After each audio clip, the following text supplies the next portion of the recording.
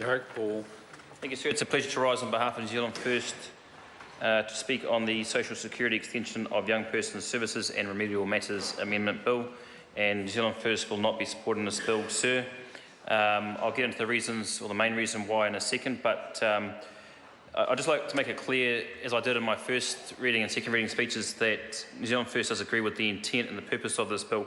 The fact that the legislation wants to or aims to improve educational and social outcomes for young beneficiaries, of course New Zealand First supports that intent and purpose, and it wants to provide youth coaching along with other services such as budgeting, help and parenting courses, sir. The two main things of the extension of the youth service that this legislation wants to do, sir, is to extend the youth service to include all 19-year-old beneficiaries with children, and also 18 and 19-year-old beneficiaries with children who are considered to be at significant risk of long-term welfare dependency. And all of that intent and purpose New Zealand First agrees with. But what we've got to remember, sir, is that the road to hell is paved with good intentions. And this is what reminds me when I read this bill. Because even though we do agree with the intent, sir, it's not the what, which is the intent and purpose, it's about the how and the why that New Zealand First has some challenges with, sir. And the main one that we've heard from both Labour and the Greens and the entire opposition, sir, is the issues with social investment approach. And it's when we hear the government talking about evidence and data and investment, they fail to mention a whole heap of evidence that is available and has been available to the Select Committee about why the social investment approach doesn't work. And I've got a stack of evidence here, sir, and I just hope I've got time to get through it all, and hopefully the National Party members and the Minister can hear the reasons why New Zealand First and the rest of the opposition actually oppose this bill. But first I'd like to point out the fact that throughout this reading, which is the third reading, but if we talk about the first reading, the second reading, and the committee stage, we've got 5 hours of debate. And throughout the entire 5 hours of debate, the number of times that the government benches have mentioned the social investment approach is a grand total of twice. That's twice. In the first reading, in the entire first reading, only Matt Ducey mentioned the social investment approach. Not even the Minister mentioned the social investment approach during the whole entire first reading.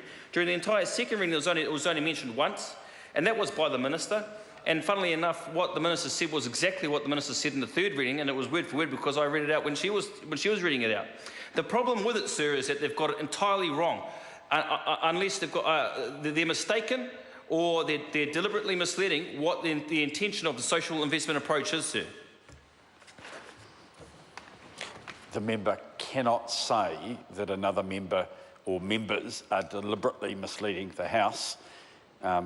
As I indicated earlier, if he believes that, then the appropriate thing is to write a letter to the Speaker on the matter of a breach of privilege, but he has himself breached standing orders and will withdraw.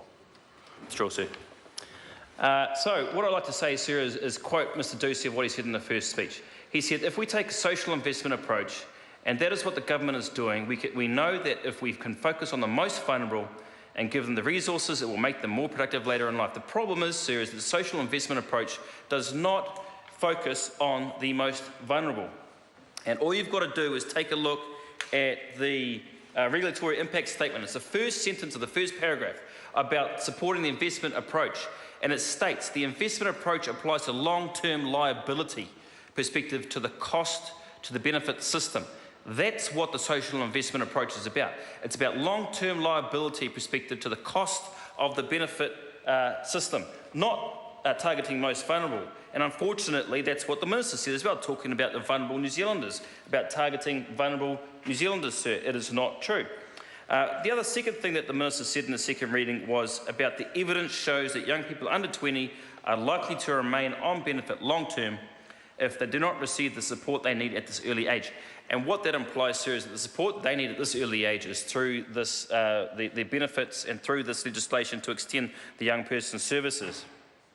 However, when you go and have a look at the evidence and what it says in the regulatory impact statement, it states that ideally this regulatory impact analysis would have measured the net present value of the predicted change in lifetime costs, the lifetime costs to the welfare system. However, it is too early to accurately measure the reduction in average years on the benefit. It is not possible at this stage to isolate the effects of the youth services interventions on the above factors. It is difficult at this stage to accurately predict how well the impact of the youth services having on those that currently serves will translate to other groups. This is in the regulatory impact statement, and it hasn't been mentioned once from the government. It also goes on to say, sir, it is not possible to apply a rigorous comparison of the expected changes in liability to operational costs. So even if we take what it says in the regulatory impact statement, which I quoted out before, sir, which was it's about the long-term liability to the benefit system, according to this, it doesn't even measure that. It doesn't even stack up to that. It says it's not possible to apply a rigorous comparison. So I'm not sure what the government is talking about in regards to the evidence that all of this works.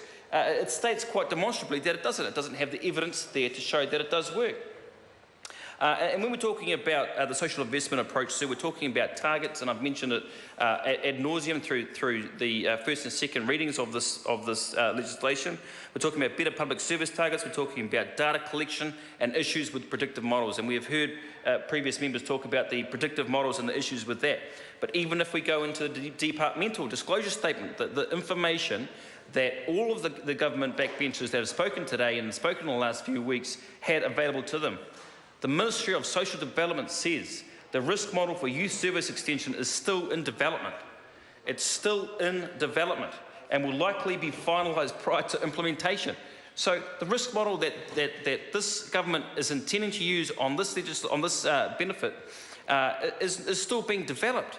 They don't even know what risk modelling they're going to be using. The problem is, it extends out to the fact that they're going to use, it states in this is the ministry stating it, that the model will be similar to the NEAT predictive model, the predictive model that they use for the NEATs, sir. And we have heard today that there are over 87,000 NEAT, so youth who are not in education, employment or training.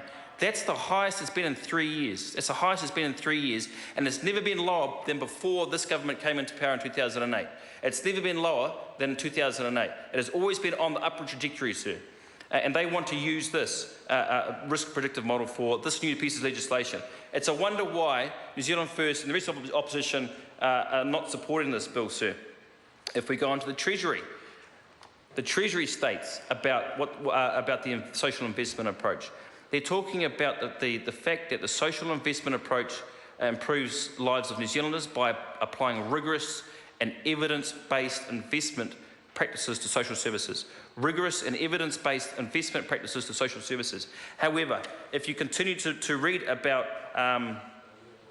this piece of legislation and the evidence and advice that's given to it, it is still too early to assess the impact of the service. Findings to date suggest that the service is effective at engaging young people in education and training. It suggests, but the Treasury and the government themselves say that it's about applying rigorous and evidence-based investment practices.